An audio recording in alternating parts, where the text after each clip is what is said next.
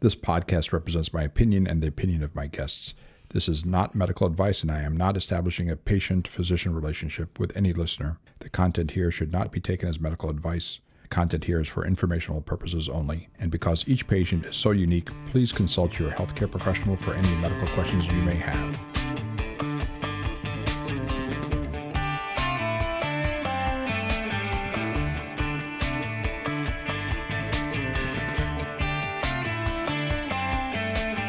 Welcome back, everyone, to another episode of the Not Your Doc podcast. I'm your host, Vanessa, and I'm joined here today with our producer, Seth, and Dr. Tadros. Hey, gang. Welcome back, everyone. Hello. Hey, welcome back. Sweet. Okay, so today's topic came from my brain, and it's something that I've thought a lot about and dealt with for years, and that is failure. Okay, so I consider myself to be a lifelong board-certified perfectionist. So I've spent a lot of time in my life trying to do things right. Mm-hmm. And what I mean by right is like this very, very narrow definition of exactly how I expect and want something to go. Mm-hmm. Right? So that extended into school. When I started becoming a musician early in my life, everything that I worked on and performed at had to be absolutely perfect. I was a good writer, so everything that I wrote had to be absolutely perfect. Even like as a little kid I remember doing a project in 5th grade on Cahokia Mounds. If you're from St. Louis, you have gone to Cahokia Mounds and you've done some sort of like project or report on it. We had to build a model of the mound, and I had to write like a 1 or 2 page report about it. Mm-hmm. And I had an absolute meltdown the night before it was due because my clay wasn't setting correctly on my little model. I didn't know clay had to set. It was modeling clay, whatever. Yes. So it was like, but I mean like absolute meltdown. And I still remember my parents like sitting with me and trying to help like talk me off the ledge and talk me through like why that might not be an appropriate response to like the actual issue at hand. And I could not. I was so like affronted by even the threat of not getting something completely right that it just totally derailed me. So, success for me was always, success and failure were it was a binary, right? You either succeed and get everything right, or you fail and get everything wrong. That was like how I operated in the world. And it's easy, and that's a lot of this concrete thinking, and it's appropriate whenever certain milestones when you're growing up, but maybe not whenever you're. How old were you? Do you think? When that happened? Right? 10 or 11 maybe. Sure. Yeah. No, and I mean, it was like, and I can think of even of examples even younger than that of when it started. But yes, I had extremely like black and white binary thinking, very concrete, could not, consider any other possibilities of things except for things going exactly the way I intended for them to go. Mm-hmm. Yeah. And I also thought that just about everything was in my control, right? That's a good point. Like the modeling clay, the rate at which it dried was supposedly somehow in my control, that I could have made it dry faster. And because I didn't get the clay exactly right, like that the walls are going to come crashing down. Just stuff, it was not realistic. And I needed a lot of help. I needed a lot of therapy. I needed a lot of time, to grow and reflect and have life experiences to understand that like, okay, maybe this super rigid way of thinking that I either succeed or I fail is not only not realistic and not how life is, but it's not good for me. Right. And it's not a recipe to live a happy life, or even. Well, that's not what a 10-year-old thinks like. But yes, but hopefully somebody watches you and kind of catches that. Yeah, but I mean, like those patterns like kept repeating themselves throughout all this other stuff that I did in my life, and it took me a long time, like well into my 20s, to realize like, oh, maybe this is causing me some real strife, and I need to look at this. I bet you a lot of us have some version of that. Right. So definitely a breakthrough moment for me was when I realized that it was within my power to sort of ditch this binary definition of success and failure and go for something with more nuance. And so what I'd like for us to do today, 3 of us, is to talk about some of our experiences we would regard as failures and kind of analyze them as a group. What do you think, Yeah, Seth? with adult eyes. I'm down. Okay, good. Yeah. Yeah. I've been thinking about it all week. Yeah. Well, I think about mine all day, every day. No, I'm just kidding. Was it really that easy for you to just drop it like that? Just be like, I'm not going to measure everything by pass or fail. You No, know? it was not easy. No, it didn't sound like it would be. No, it was certainly not easy. And I had, and actually, one of the failures I'm going to share was kind of one of the points where I realized like I have this option. I can either continue on as I'm doing and be absolutely miserable and make my relationships miserable. Yep.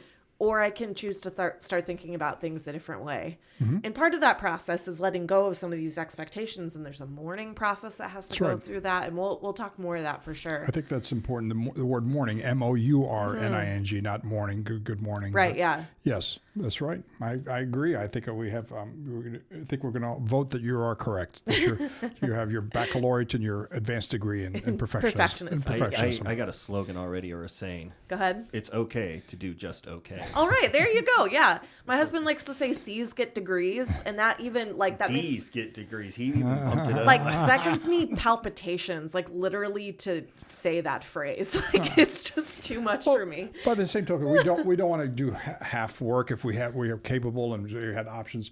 So we'll talk about that. But yeah, that's excellent. We will. Good.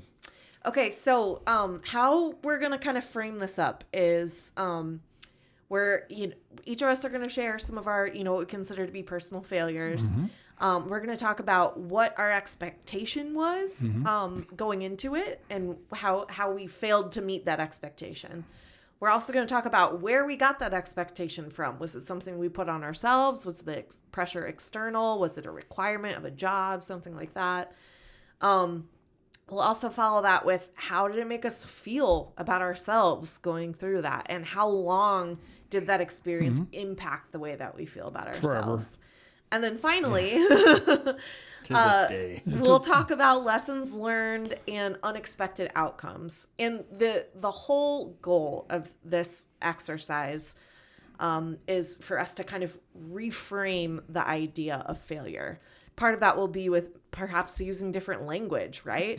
We could view it as a challenge or a roadblock or a frustration as opposed to something as definitive or black and white as success or failure. That's a good point. Because if you can think, if you can contextualize things differently, you can operate differently with them. And those memories don't have to loom so large as like a big black cloud. And that's what talk therapy, if you go spend money at $100 or $150 an hour for a therapist, part of it's the reframing and self-talk and the words that we use for ourselves, on ourselves.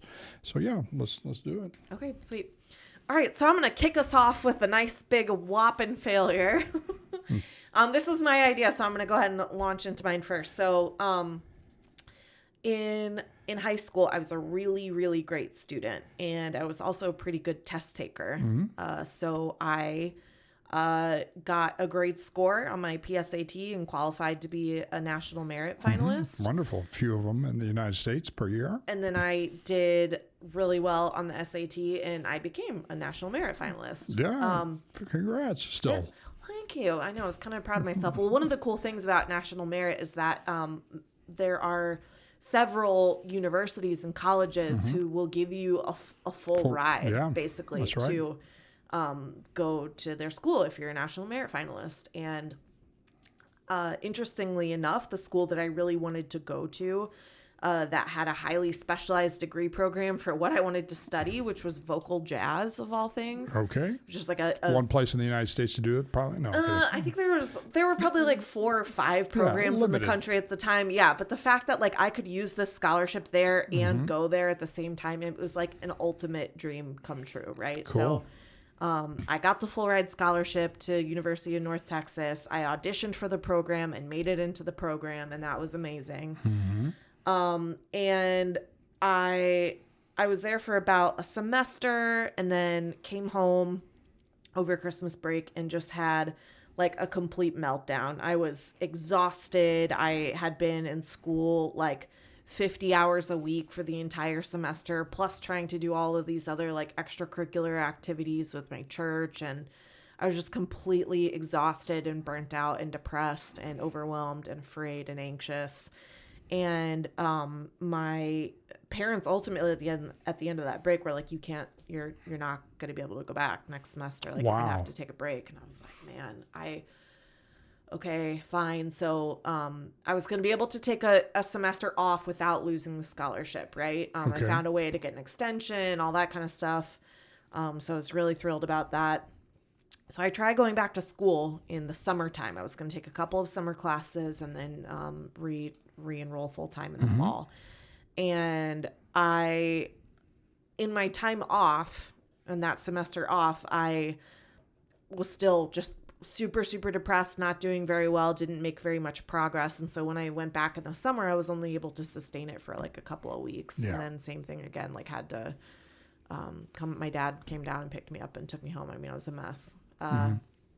And I knew coming home then that I had worn out my extension on that scholarship. And so I lost my full ride scholarship. It was not transferable to another school. Right. So, I mean, it would have been, probably close to $100,000 in value. Sure. But, if I would have gotten through it. And, so that's the failure. The expectation I had was that I was going to go and it was going to be awesome and I was not going to have any debt to finish school and I was going to get my degree as I had always expected. And I got that expectation both from myself, putting that on myself and it being my intention and my goal, but also, the school I was in, which was just a public high school. But I mean, at that time, this is 2008-ish or so. The only message was college is the way, right? Like, sure. You graduate high school and then you go to college because if you don't go to college, that's for the dumbs and the poors, right? Like you have to go to college. It's the only way you can and people didn't be come worth out, something. Nobody came out and said those words specifically, I assume. Not specifically, right. But it was so... They didn't need to, it was completely implied in the way that everything was structured at school. And, the people didn't get accolades. They didn't get praised for deciding to go to vocational training or enroll in the military or anything like that. Like the only, the praise was reserved. I remember them having a big assembly where they listed off the total amount of money that graduates were getting in financial aid to go on to their colleges. That was like the crowning achievement, right? So those were the expectations I felt like I failed to meet. In terms of how it made me feel about myself, I was destroyed. Like I'd always thought of myself as an excellent student and a smart person, right? And a capable person. And I felt like this was proof that none of those things were true about me. And I kind of saw it as like, this is an ultimate failure. Like not only did I like try and not be able to do it, but like I was chosen, right? And awarded, and all these other people invested all this confidence in me and money in me, thinking that I could do this. Other people didn't get the money you did. Right, and, exactly. Yeah, sure. So there was a ton of guilt and sadness and frustration and disappointment there. And it lasted for a long time, a long time. Sure. Years. And how did your parents respond, or your brother or other relatives? Yeah, no one put any pressure on me, right? Like no one blamed me. No one like made fun of me for losing my scholarship, and people felt like compassion for me and sad for me that I was sad and that I had not completed something that was really important to me, right? Yeah. So nobody was reinforcing that you're a bad person. Right. How could you do this? You're a waste of resources. Blah blah blah. Like, oh, wait, that's a very general statement. You're just a waste of resources. But, whatever you took up today, you wasted it. But I mean, but it is important because what you're saying is representative of what other people have been through, some version of quote unquote failure, and that's generalized in your head to all encompassing and just kind of just this albatross around your neck that you're going to have to carry around. Everybody recognizes that you didn't succeed when you were given all the options and opportunities and all the stuff. Yeah. And I didn't just walk around with this like bad view of myself, but everything that I did, I felt like even if it was a success, even if it was something good and positive that I was doing, it could never measure up to that failure. The failure was like the ultimate thing, right? God, block the sun from anything. Yeah, you can see sun for the rest of your life, right? And so what I ended up learning from that experience and some unexpected outcomes, I think two things. Number one, I realized that I didn't want to be a professional musician. And that was actually a pretty important realization for me because if I had completed that degree program, my options were going to be either to be a music teacher or a professional musician, which is a really hard grind, right? Like on either side, teaching or performing are both really hard grinds. And I had this vision for my life to get married and have a family and have kind of a normal sort of like wake sleep cycle, you know. I didn't want to be on tour and go through the grind of self-promotion and all that kind of stuff. Like I just realized that's not what I wanted to do. I wanted music to be something that I loved and that I got to share with other people and not my vocation. So ultimately, that is the role that music plays in my life now. And perhaps if I had, continued on at UNT, that wouldn't have worked out that way. So that was one thing. And then the second thing was that I, all through my 20s, like after I came home and wasn't able to finish at UNT, I was continually enrolling in other classes at the community college. And I ended up getting like over 100 credit hours worth of classes at the community college. I mean, it was almost a bachelor's degree worth of credits, right? Yeah, that's right. But I got to learn so much cool stuff. Like I took art classes and painting and music appreciation and all kinds of business classes and writing and women's studies classes and multidisciplinary studies. I took an African American history class, like just stuff that really enriched my experience, my learning, my understanding of the world around me. I found new things that I was good at and more things that I like to do. And once again, if I had stayed at UNT with that very, narrow thing that I was doing, I don't think I would have, encountered some of those amazing ideas and works that I got to read and be exposed to. There's always opportunity, no matter how good you are. In fact, the better you are at something, the more focus you get on earlier, whether you're playing tennis or, music. And so you have an opportunity cost. You miss out on a lot of other things because you're focused, especially if you focused early. Right. And so you tend to miss out. Maybe you catch up some of it later in life, but it's not whenever you're younger. Yeah. So that was, that kind of big academic failure or whatever early on really set a tone for how I felt about myself for a long time. And once again, getting back to the idea of expectations, like I had to decide like, okay, I'm not gonna measure my value as good or bad and tie it to what if I have a bachelor's degree or not, right? Like I did end up finishing an associate's degree there, and I do intend to further my education down the road, but I'm still a contributing member of society. I'm still a smart, capable person. I'm not a waste of resources, even though I didn't capitalize on that one specific opportunity like I wanted to. And part of this is that we want people to understand as we talk about this and when we talk to our patients and our ketamine clinic, we want people to understand that this is even if they haven't voiced it, if they haven't looked inward with the help of therapists or whomever, that's oftentimes what's happening, that they've not broached this idea. And I ask people about perfectionism, and I remind them perfectionism doesn't mean that your car and your bed and your bank account and everything is perfect. There are certain pieces in your life that you have a hard time letting go of because you see imperfections and you know that you can make it better if you just held on it for longer, et cetera. And it leads to all sorts of problems, including procrastination and depression and substance abuse, all sorts of stuff like that, self-worth issues. And so, yeah. Self-worth, control. Control, very good. Yeah, that's right. And it impacts relationships too, which Absolutely. brings me to my second big failure, or a way that I felt like I really missed the mark. My husband and I dated for 3 years, I guess, before we got married. And then, and we did like 9 months of premarital counseling or something before we got married. Sure. And, didn't live with each other before we got married. So we like checked a lot of boxes of like stuff they say is supposed to like set you up to be happily married. Right. Yeah. You did the work.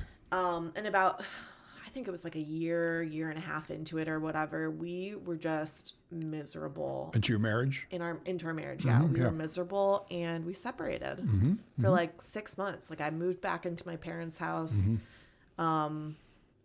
It was a really, really, really hard time, and I felt like I had failed that time on like a cosmic and spiritual level. Even bigger, right. Even bigger than, screwing up a scholarship, right? That this was something that was like so sacred and important to me. And, I had this expectation going into it, of course, that I was going to be able to stick it out no matter what. My husband and I both come from, lines of longtime married people, right? So we had that modeled to us. I thought that we had done everything right between the counseling and just, I thought we had managed our expectations correctly, and gotten the right tools. People let you get married. Yeah, that's the other thing. They came to the wedding. They kind of stamped their they gave the stamp of approval. Yeah, that's right. Absolutely. And so the dynamics of living with another person for the first time, also managing my own mental health with another person involved, money, how we spent our time, communication between, someone that you're living with for the first time, all of those things were way more challenging than I expected them to be.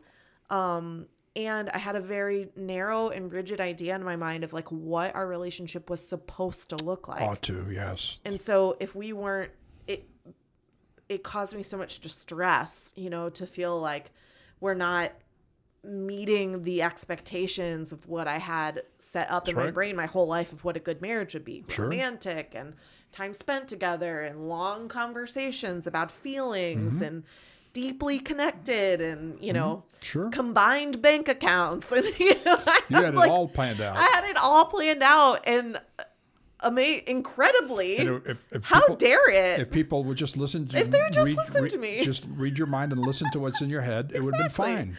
How dare it not go exactly the way that I wanted it to? Other people don't have their head in brain in their head to that they have their own thoughts. Exactly. Yes. Just the audacity. I couldn't believe it. That kind of special mind reading ability that none of us seem to have. Right.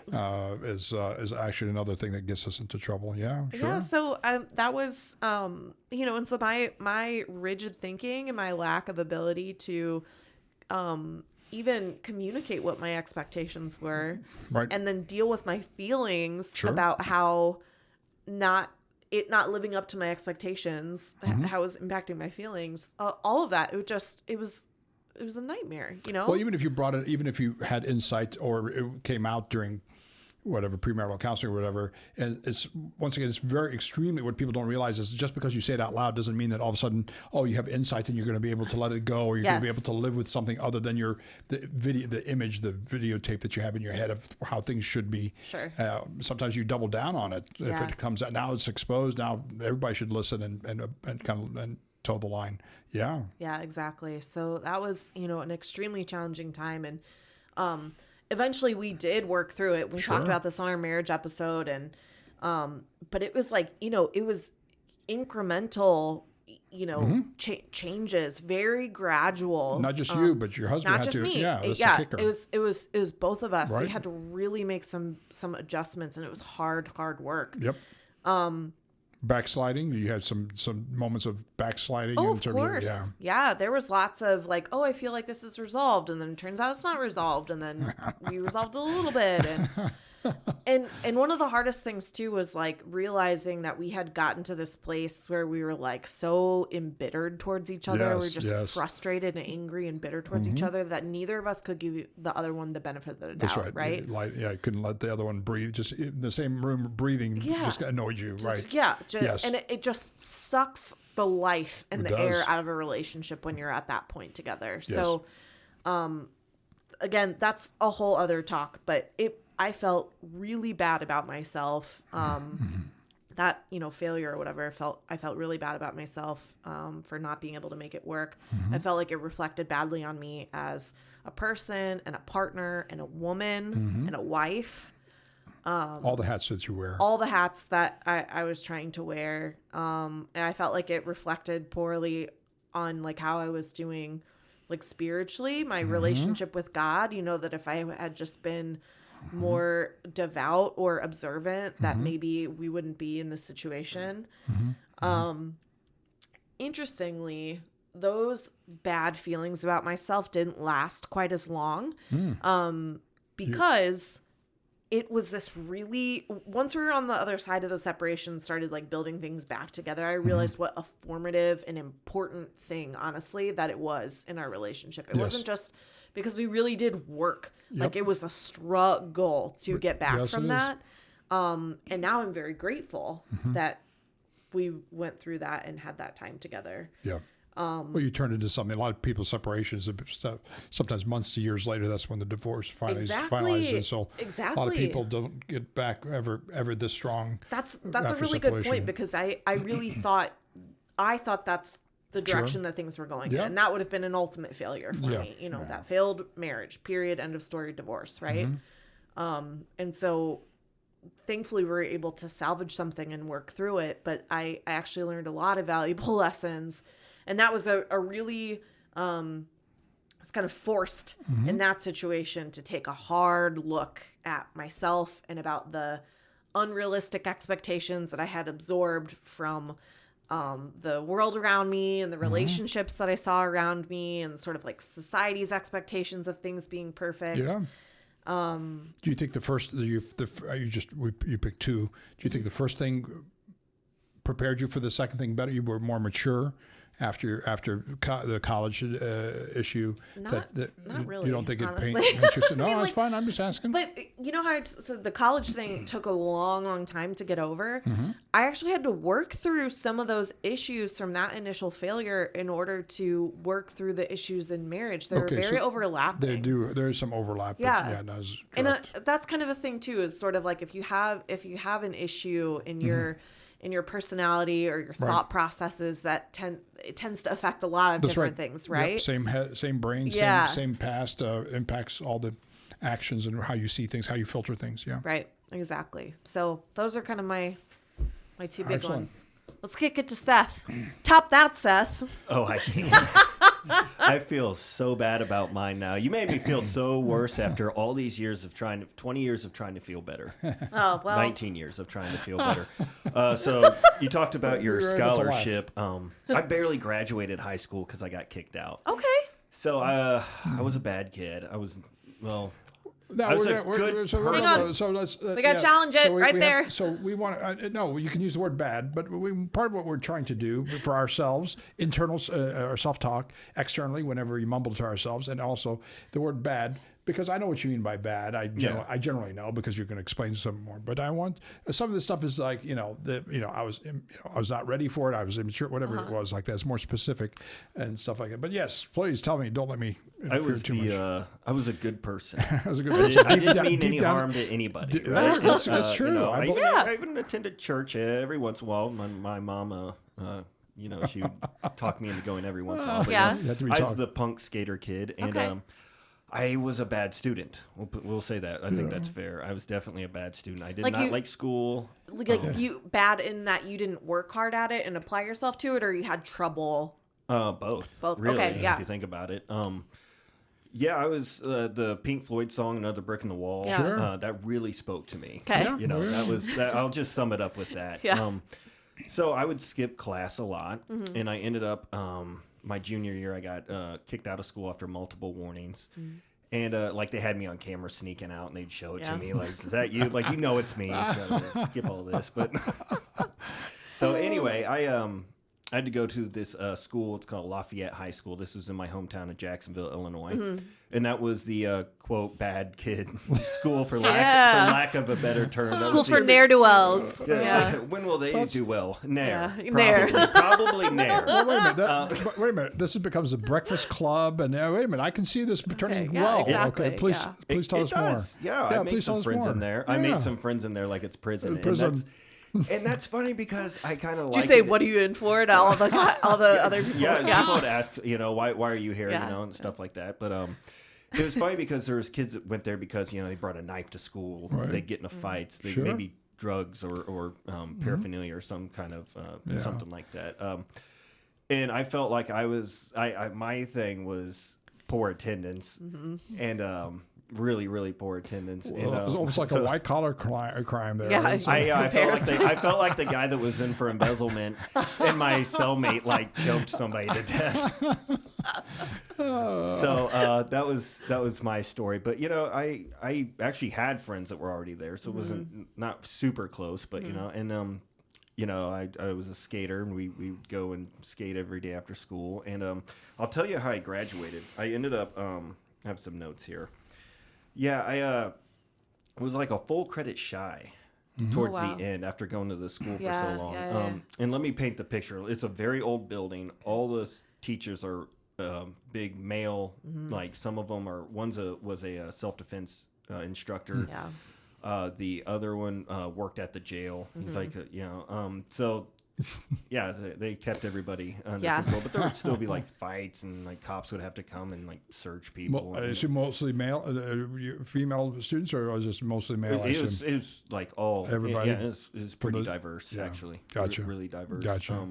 I'm not making a joke here, but like lots of visibly pregnant, very young girls. Wow. Yeah. Wow. So that was kind of almost a trend, and even in the school I left, almost. But like I said, I was like a credit short of graduating, and the principal's like, "Well, you're an artist, aren't you?" And he's like, he's the only one that's not tough. All of his teachers are tough. He's like this nerdy guy. And he kind of reminds me of Danny Tanner, I think, from Full House. Is that Okay? is that Yeah. the dad's name? Yeah. Bob Saget's character. Yeah. So he was Yeah. like that, but with a mustache. Okay. I swear, even looked and sounded like him. That's awesome. But he was a good dude.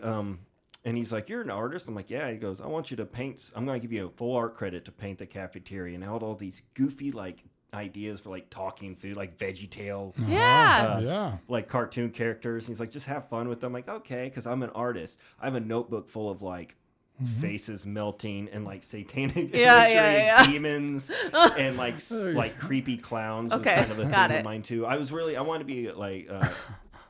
I went through a short like Stephen King. Yeah. I wanted to be a horror. Clive Barker, I think, would be a better example. Like Okay. I wanted to be a horror writer. Okay. And I actually wrote some of my own stories. Nice. And stuff, so Very cool. that was a short-lived dream, but I'd maybe revisit that someday.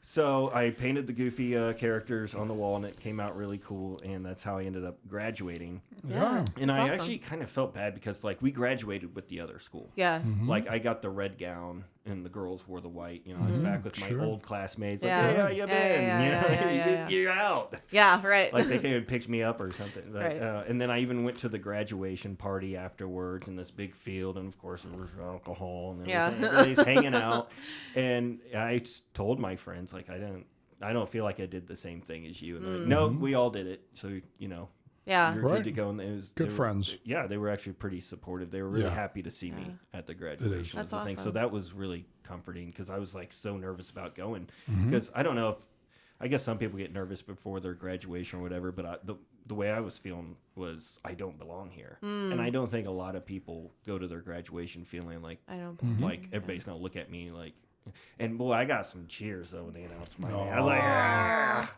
A lot of girls out there. I was like, I'm popular. Yeah. So no, it was a good night. Just looking back, I just still to this day don't feel like I did the same thing as those other guys. But I do want to say one thing, something I live by. I don't want to take up too much time. No, it's Dr. fine. Tadros, I can't wait to hear about. No, because he must have been up all night. When have I ever? Yeah, when have I ever failed? I keep rearranging Forgot stuff. to take out the trash. Yeah, you wish. Yeah. So the little saying I have is I really believe in like the ripple effect. So if you're happy where you're at in life right now to this day, like I am, and I believe we all are. You can't regret anything because one little difference in your past and you might be somewhere completely different. That's exactly right. It's true. So, like they say, would you go back and stop Hitler? And people would say, well, of course. And some people say, well, I don't know. Maybe something worse happens because of that, which you'd have to be pretty bad. That's a crazy example. But, that's kind of the idea. Yeah. So that's what I do to take off that, not pressure, but just that feeling when you think back, because we all stay up late at night thinking about that one day we forgot, and it's been 15 years since we thought about it, but today we're thinking we're embarrassed all over. Yeah. They're like, but you can't regret anything if you're happy because Yeah. everything led to where you're at. I like the idea of the ripple effect, and I think that's another way to reframe the idea of failure, right? That it had a purpose, right? Your choices or whatever led you to that spot had a purpose, and that purpose got you to here. Right. Was to get you to here, right? Yeah, they say are you on a good path? You just need to be on a path. Yeah. Because you're gonna learn a lot of stuff along the way. Yeah, absolutely. Yeah, I think what I tell patients, I tell myself, and is just like you said, you are where you're supposed to be, and what you've done is because of mental health and because of support and all sorts of other things that play into it, that you figure your way through things, these hurdles and stuff like that. It's not you wish you couldn't have it, didn't have them. It'd be nice, but because you had them, but you still are here, and you still have succeeded. Maybe not the way you pictured whenever you're teenage or preteen, but you're here and you made your own path. Yeah, it's a very big deal. Oh, and expectations. I skipped over that part. That's okay. Because I'm not. Are we going back to? I guess when I got kicked out, I was expecting, this is a second chance, so it's just going to happen for me, and if I just show up and things will work itself out. I'll get caught up, whatever. And then as the clock's ticking, I'm like, I don't think I'm going to graduate on time. So I did kind of have to bust my ass there for a while. Yeah. And so, But I don't know. As far as expectations go, I just kept telling myself, I'll go to college someday. I'll figure it out. I want to be a graphic design videographer, get into digital art, which I am. So it's just now. sort of an assution, a foregone conclusion that's where you would end up. I guess is an assumption. Like, how bad can things get if I at least try a little bit every day? Yeah. That's very appropriate. Yes. Oh, that's good. And then I ended up in the Army because that wasn't working. So I joined the Army. But you're doing artistic. You're doing your adult version of paying the bills, and the artistic way with artistic talents. Yeah. Yeah, I do digital art. I do some audio production. Obviously, as you can see here, videography. I love those things. I tell people digital art and culinary art are my two favorite things. Beautiful. I do them both for a living. Yeah. Awesome. Love it. All right. All right. Now Dr. Tadros is going to tell us how he killed a man. No. Yeah. Just kidding. No. Well, there literally hundreds, if not thousands. But I'll pick two easy ones. I was my senior year of high school. Back then, we did term papers. I picked a difficult topic. I picked how to train for the quarter mile. I ran track at that time. And of course, my cards, my 3x5 cards, all that stuff, and nights and procrastination and everything. And it was I was very proud of it. My mom had to type it back then. You typed it with footnotes, so you had to you had all the margins and everything, and turned it in like 2 minutes late, and they automatically deducted a point from all the 5 sections, the 5 different grades that you get for stuff like that. So it went from an A+ to like a B+. Hold on, so at the end of a period, or what? How did you have to turn it in? Right. So this is you had to physically back then you actually typed it up and you actually took the original back then, and you actually handed it in, and you had to hand it in by a certain time. Okay. Nowadays, you just you log in and you finish your test, and it just whenever you log out or whatever, or upload But it wasn't to do it like a class period? No, this is a term paper. So this is a multi-month research thing. So anyway. Yeah. So as much effort and perfection, and my mom staying up all night to type it, all these all-nighters and stuff like that. So, literally 40 plus years later, I still remember that. And I didn't think it was unfair. There was a definite deadline, and I knew about it, blah, blah, blah. So there's no doubt about that. But what I didn't recognize about myself, and that continued until a few years ago, that I did not recognize about my sense of perfection, about my sense of, especially whenever it comes to knowledge-based stuff or information, that I have a little perfectionistic streak about that. I have a hard time letting go of something or not, or the same thing with emails, all sorts of stuff like that. My version of that. But that was kind of the beginning, and I didn't like it. Was shown as a grade issue. It was not a personality issue or something that may hamper me somewhere else in my life. But it turns out that looking back, that's probably where I got it. Part of it is I'm an immigrant. I'm the eldest son. The part of this that I'm supposed to be a smart one. People come to me for advice and help, et cetera, et cetera.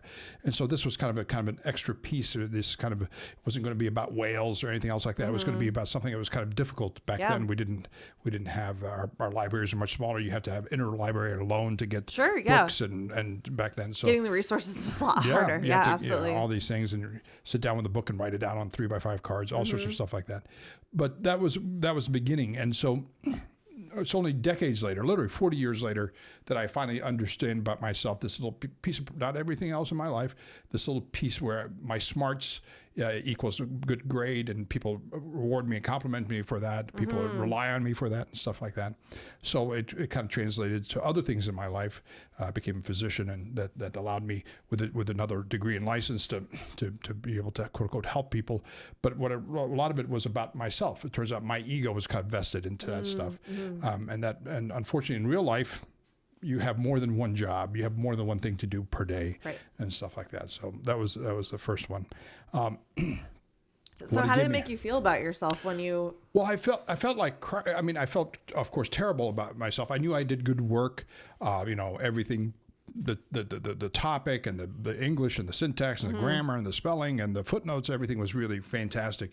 But I didn't recognize that one piece that what they were trying to show, and that's they don't say it out loud. The one piece is that the deadlines are that you have to serially, maybe multitask, but it's actually serially task. And sometimes you won't be able to get everything down on paper that you think you need to do, but it needs to be in, just like any project, anything else. Completion is almost more important than perfection. So it is more important than perfection in a lot of ways, and especially for other people, not back then, but other people are relying on you to get your piece done, so they can move on or they can get paid or whatever it is. So that's the first thing. So it took me literally decades. I hadn't thought about it that seriously, and blah blah blah. Other things had come up a long ways, but now many years later, I see the connection from way back when it potentially started. So that's the first thing. The next thing, so that's the first thing. The next one was whenever I was in med school. I loved learning. I loved studying. I loved understanding. I loved people, but I didn't like kind of the regiment of med school. I did not enjoy it that much. I liked the last 2 years. The first 2 years are kind of the book years. They sit down in class. Back then we sat down in class and take notes and stuff like that and look at slides. And then overheads and slides and stuff like that. So the second 2 years when we started seeing patients, once again, you have to have some base of knowledge. I loved learning. I loved learning the way I wanted to learn, not necessarily the way that they taught and stuff like that. That's right. And so towards the end of med school, you do a match in order to get residency. So that is quote unquote match program. You interview at other places. This is so graduate school is med school, postgraduate is residency, so I did not know what I wanted to do, and I was interested in a lot of things, but and so I did not go. I was out of 130 people, like 2 of us did not go through this match, where everybody in the country who's finishing up med school goes through the match to decide where they're going to do residency and what they're going to do it in. So I was a handful of people that purposely did not go through the match and stuff like that. Totally. I mean, I was embarrassing, all sorts of shameful, because everybody else and their mother, it's an exciting time because that's your next step of your life. After 4 years of med school, you do residency anywhere from 3 to 7 years, depending on what you want to do. So can I ask you a stuff like that. question? Sure. Did you opt out of doing the Right. match, or did Yeah. you not qualify for it? No, I opt out. There's no such thing as not qualifying. Okay. I was graduating. Yeah. But I because I wasn't sure about what I wanted to do and stuff. And it's a big commitment once you match, right? Sure. Because that's your specialty That's and right. where you're going to be training. That's right. And okay, all right. Right. That's right. So it's kind of an obligation that they've reserved a slot for you, and the matches that I choose them and they choose me. Got it. So it's kind of a blind.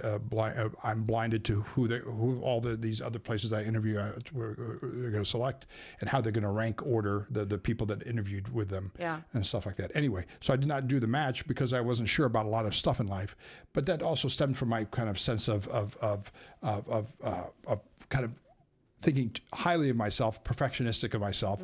I'm too intellectual to kind of slow down and be hogtied to this process. But what it was is that I didn't understand enough about myself to understand that it doesn't have to be perfect, that you're not locked in for life, and that and nowadays youngsters know this better than we did 30 and 40 years ago. That not everything is locked just because you have your degree doesn't mean that's what you're going to do for the rest of your life. Yeah. And that's the only way you're going to make money, and that's the only way you're going to be happy. So that's another piece that took me a long time to figure out. And that rigidity that I had, and we talk about our rigidity, our concrete thinking, and our rigidity, inflexibility about ourselves, and sometimes that translates to inflexibility about others, was something that blocked me from a lot of things. So whenever I look at youngsters now who want to do medicine or whatever else, I don't always take it to me that they want to go to med school or they want to go to nursing school.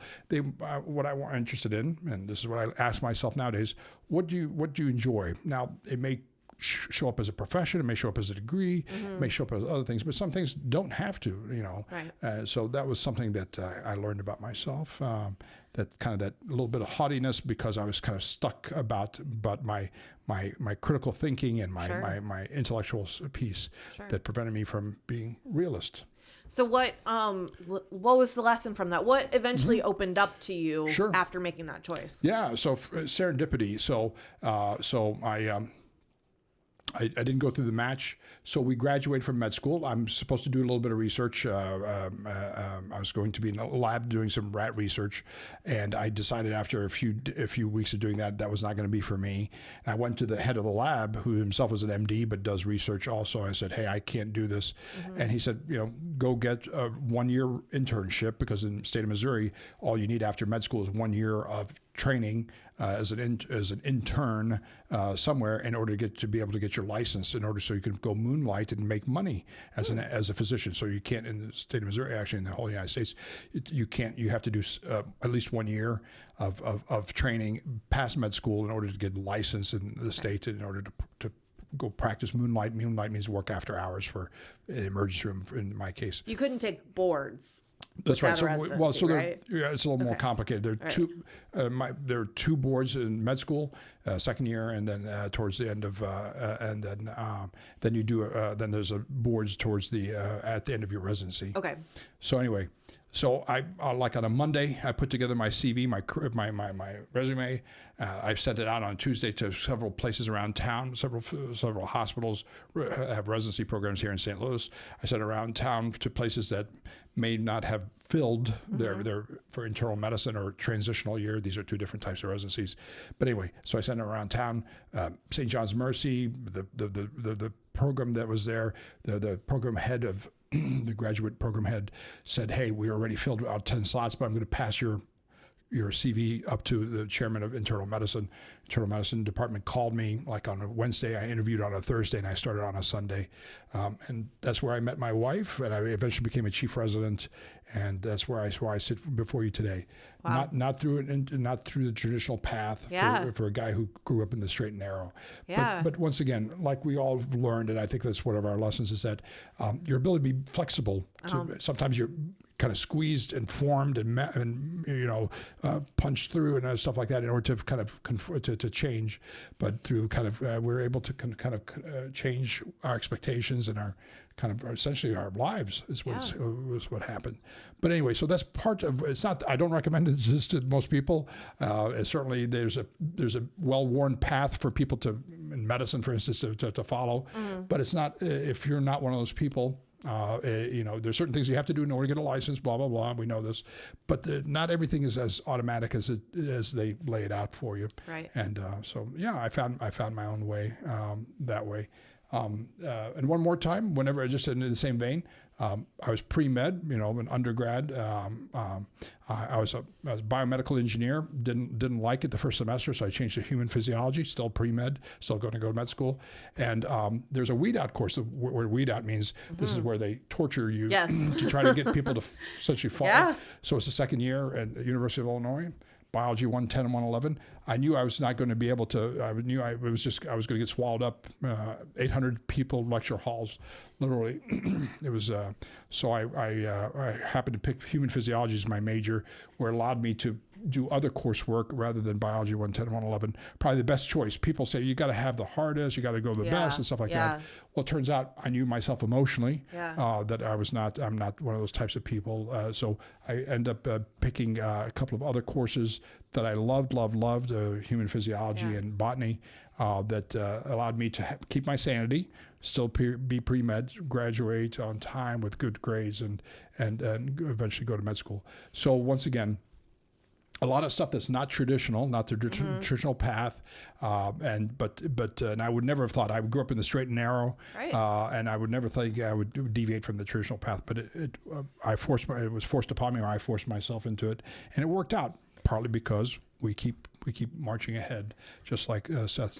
We just kind of put one foot in front of the other, and that's the theme here. I think I love what you just said there about I knew myself emotionally, so I decided to make a different choice or something that was going to work better for me. I think that is such a critically important part of this, that something that we learn from failure or challenges or missing the mark or whatever is about ourselves, right? About our nature, the things that make us tick, the things that drive us crazy, the things that are really, really difficult for us. Yeah. And you can set yourself up for future better things by kind of matching up where your strengths are with where your opportunities are. And we'll kind of get into that more in our second part here. But you probably would have had to have bumped up against that truth in some other experience, right? So was there a different weed out course that you had taken or something like that you were like, I know I don't want to do this? No, I was just, I whenever I went to University of Illinois my freshman year, whenever I halfway through my freshman year, I changed majors. I recognized I was drowning. I was a straight A student in high school, and people loved me, and I was smart. I was the eldest son of an immigrant family, and I went to University of Illinois, and I was swallowed up physically, emotionally, all that stuff. Yeah. Everything was just too much and too massive for me and stuff like that. So the quickie answer is I was kind of, I know people don't like physical these abusive metaphors, but I was kind of beaten into submission that, hey, I'm not going to survive if I don't take control of my destiny. And part of it is everybody, the PhD, the PhD who is our preclinical advisors or pre-med advisor said, you got to take this course. Everybody and their mother takes this course. I'm like, I didn't want to tell them everything. I said, so I went and literally I looked at the course catalog for my major, and I found I remember left page about a third of the way down, small print, human physiology majors can substitute these two courses. There you go. You found your loophole. I found a loophole. It's a loophole. They put it there for people like me. One person that probably took advantage of it. But I want to remind people, it's that you it's not because you don't give up. And I did not know the way forward on any of these. I was not sure about the way forward with any of these things. Sure. And I want people to understand that you could ask for help. I didn't know how to ask for help, by the way. You could ask for help. There are other ways, and part of it is that you take pride in that you took charge. Yes. And that's, I think, as opposed to I took pride and got an A in a weed out course. What I did is took pride and I got an A on something that I enjoyed. And to this day, I just bought another human physiology textbook a few days ago because I love it. It's not because I was beaten into submission to take a biology course and hated it for the rest of my life. Type stuff. Yeah. That's awesome. Sure. Okay, well, guys, thank you so much for participating in that exercise with me. I feel so much worse about it. I think, I hope that people can kind of take away from this, the value of self-reflection. Dr. Tadros, you and I talk about this all the time. I definitely think that we see this in our patients too, that a failure to reflect deeply about things that you have been through, to gain insight about how those experiences have influenced you, what you've learned about yourself through them. Yep, that's right. It can just cause a lot of issues that can spiral into, Years. real and disease too, With physical and emotional stuff. physical, emotional, mental. Yeah, people have been you've lived the lesson. This is the problem. People have felt the lesson, lived the lesson. Yes. They've just not learned what was part of the lesson. They have not slowed down to self-reflect or to ask for help to reflect, etc. So the lesson was there. You've lived it. You've been through it. You lost the money. You lost the relationship. You lost the health. But did you learn from it so that you can feel pride in taking charge with help to move ahead? Yeah. So I kind of want to invite our visitors, like maybe go through this little exercise on your own. Sure. Our listeners, did I say visitors? I think I said visitors. Visitors are good enough for me. If you're visiting with us today, I feel like I'm at church. Okay, so I meant our listeners, go through this exercise either on your own or with someone else. Think of a couple of experiences or times in your life where you felt like you failed or missed the mark on something. Yes. And ask yourself, what were the expectations that I had of myself going into it? And where did those come from? How did it make me feel after I went through this experience, and how long did it last? And then finally, what lessons did I learn, and what were the unexpected outcomes from that experience or choice that you made? And I can pretty much guarantee that you will feel better about whatever that thing is that you started off as introducing as a failure. And maybe you'll be able to reframe it and think about it as something else. Maybe a launching point, an opportunity, a turning point, a challenge, an obstacle that you overcame. And that has a lot of other add-on effects for the rest of your life. So we invite you to try that exercise yourself. In our next part of this discussion, we're actually going to talk about more deeply into sort of expectations, and especially Dr. Tadros has an excellent collection of things that kind of society tends to tell us that it's necessary to do something in a certain way. And we're going to go more into the conversation that we were sort of having at the end here about how there are lots of different ways to have a good life and to be, productive and happy human being. So thanks so much, guys, for joining us today. As always, you can contact us on the pod at notyourdocpod@gmail.com. Send us your questions, your feedback. We're on Facebook, we're on YouTube, we're on Spotify. You can visit us at our website as well at notyourdoc.com, where we've got all of our episodes, plus a link to Dr. Tadros' blog, which is, of course, the inspiration for all of this. Thanks so much, Seth and Dr. Tadros. Thank you. Yeah, I'm Vanessa. We will be back again, everyone.